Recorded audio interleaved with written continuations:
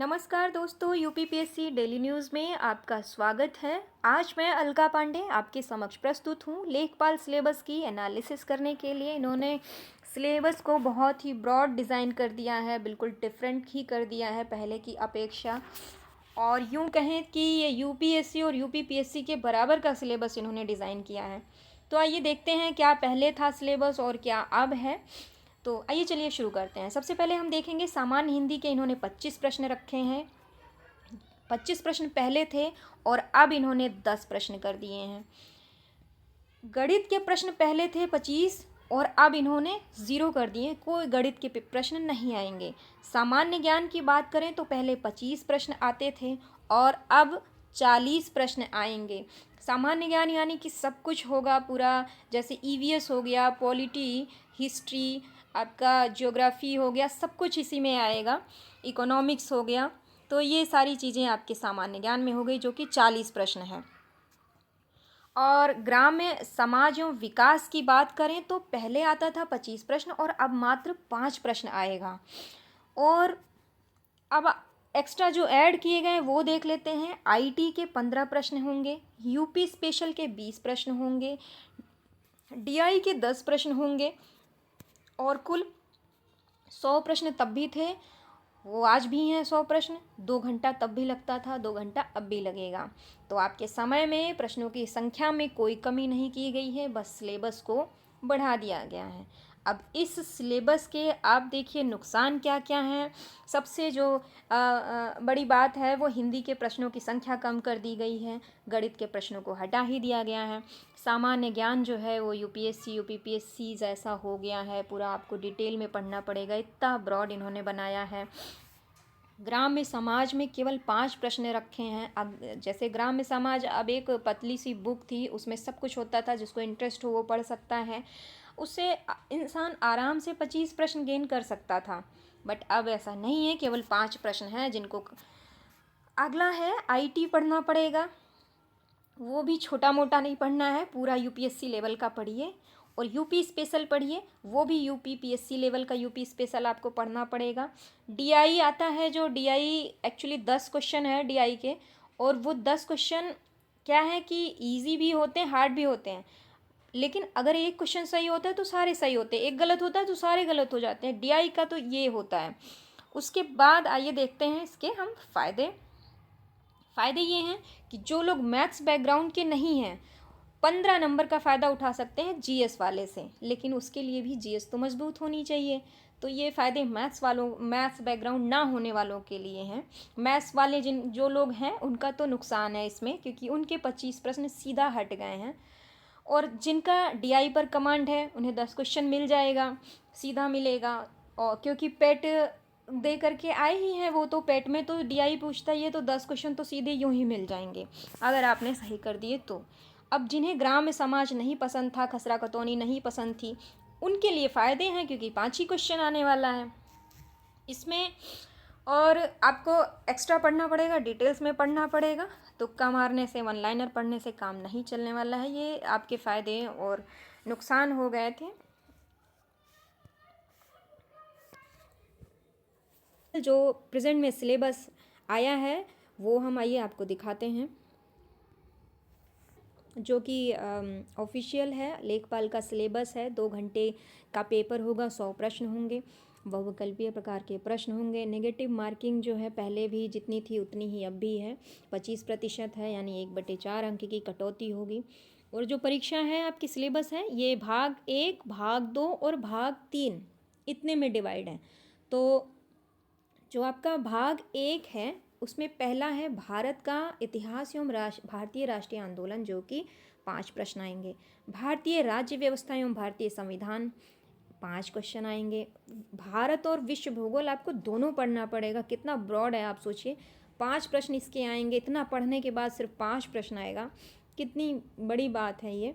और भारतीय अर्थव्यवस्था एवं सामाजिक विकास, आप सोचिए कितना बड़ा बना दिया, कुछ छोड़ा ही नहीं है। सब ग्राम में समाज, ये 5 प्रश्न है। और राष्ट्रीय और अंतर्राष्ट्रीय महत्व की यानी करंट अफेयर हो गया 5 क्वेश्चन। विज्ञान एवं प्रौद्योगिकी से 5 क्वेश्चन आएगा, यानी हमें 5-5 क्वेश्चन के लिए कितना पढ़ना है। और उसके बाद देखें तो पर्यावरण 10 क्वेश्चन आएगा। यही एक ठीक ठाक है, लेकिन वही है, इंटरेस्ट की बात है। पर्यावरण पारिस्थितिकी एवं आपदा प्रबंधन ये 10 क्वेश्चन है। डीआई 10 क्वेश्चन है। हिंदी 10 क्वेश्चन है। और भाग 2 में हम देखें तो आपका कंप्यूटर है, IT 15 question, UP special 20 question है।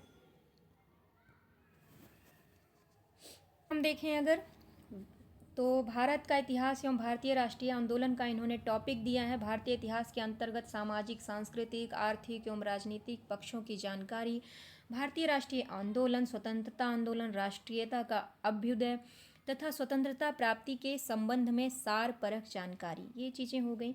भारतीय राज व्यवस्था, इसमें भी आपको टॉपिक मिले हुए हैं, वो टॉपिक आपको पढ़ने हैं। भारत एवं विश्व भूगोल आपको पढ़ना है। तो उसके बाद देखिए भारतीय अर्थव्यवस्था और सामाजिक विकास में क्या पढ़ना है। ग्राम में समाज एवं विकास में जो पढ़ना है वो ये टॉपिक रहे आपका। ग्राम्य विकास भारतीय संदर्भ में, ग्राम्य विकास कार्यक्रम, ग्राम्य विकास योजनाएं, तो ये सारी चीज़ें हैं। उसके बाद आप छठा देखिए तो राष्ट्रीय और अंतर्राष्ट्रीय महत्व की समसामयिक घटनाएं, ये तो आपको करंट अफेयर है। यार चल के बाद आप देखिए तो विज्ञान एवं प्रौद्योगिकी है, ये काफ़ी ज़्यादा आपको पढ़ना पड़ेगा इसमें, विज्ञान एवं प्रौद्योगिकी के मामले में। उसके बाद आइए देखते हैं पर्यावरण है, ये भी, इसका भी काफ़ी ब्रॉड सिलेबस है। डीआई है, डीआई में आप देखिए कि इसमें भी टॉपिक्स हैं। डीआई आपको पढ़ना है। सामान्य हिंदी पढ़ना है। अब देखिए सामान्य हिंदी में कितना कठिन हो गया है। शासकीय, अशासकीय, व्यक्तिगत तथा व्यावसायिक समस्याओं के निराकरण हेतु संबंधित को संबोधित पत्र, कार्यालय आदेश, इन सब के बारे में प्रश्न पूछा जाएगा। तो ये सारे वो टॉपिक हैं जो बताए हैं। और भाग 2 में आप देखिए जो आईटी का है, कंप्यूटर का है, वो भी देखा जाए तो काफ़ी ज़्यादा ही टॉपिक है। तो भाई जिनको आता है उनके लिए तो आसान है, लेकिन जिन्हें नहीं आता है उन्हें तो बहुत ही डिटेल में इसको पढ़ना पड़ेगा, क्योंकि प्रीवियस में लेखपाल में ये नहीं था।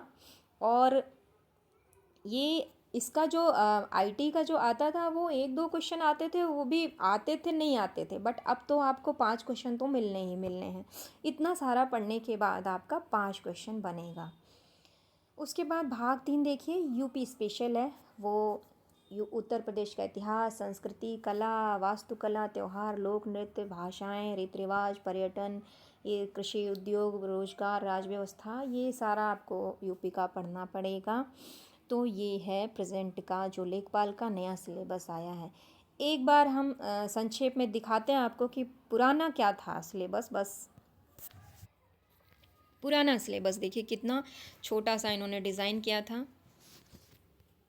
प्रश्न था गणित 25, सामान्य ज्ञान 25, ये सारे थे। देखिए ये तो मैंने बताया आपको।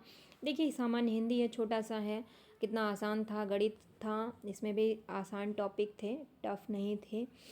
आपका बीज गणित, रेखा गणित हो गया, ये गणित में ही था। अच्छा था ये, सारे टॉपिक आसान आसान टॉपिक थे गणित के भी। और अब तो है खैर गणित हट ही गया है। अब सामान्य ज्ञान देखिए, ये सारी चीज़ें थीं।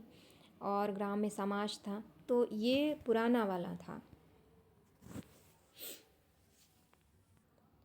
अब इन सारे सिलेबस को पूरा देखने के बाद जो मेरे विचार हैं मैं आपके साथ साझा करना चाहूँगी।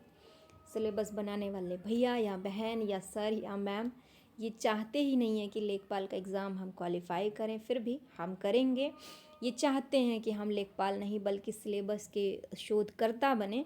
इतना भारी भरकम पाठ्यक्रम देखकर तो लगता है कि नौकरी से पहले हमें पीएचडी डिग्री दे दी जाए। हर टॉपिक को ऐसे जोड़ा गया है मानो परीक्षा नहीं, ज्ञान का महासंग्राम का स्टार प्लस का जो नाटक नहीं होता, कभी ख़त्म ही नहीं होता है, तो वो नाटक की तरह ये है कि ख़त्म ना होने वाला सिलेबस है। इतिहास दौड़ाता है, भूगोल चक्कर कटवाता है, तो कभी गणित सवाल पूछ लेता है कि कैलकुलेटर भी शर्म से बंद हो जाए। सिलेबस बनाने वाले भैया का उद्देश्य लेखपाल बनवाना नहीं बल्कि हमारी धैर्य, सहन शक्ति और आँखों की रोशनी की परीक्षा लेना है। फिर भी हम ठहरे ज़िद्दी, इतना सिलेबस देखकर भी कहते हैं क्या, लिखेंगे पढ़ेंगे और लेखपाल बनकर ही दम लेंगे। तो ये मेरे अपने विचार थे। आपके विचार क्या हैं आप कमेंट कर सकते हैं। इसी के साथ ये कार्य सुचारू पूर्वक संपन्न हुआ। नमस्कार। स्वस्थ रहिए, मस्त रहिए, व्यस्त रहिए।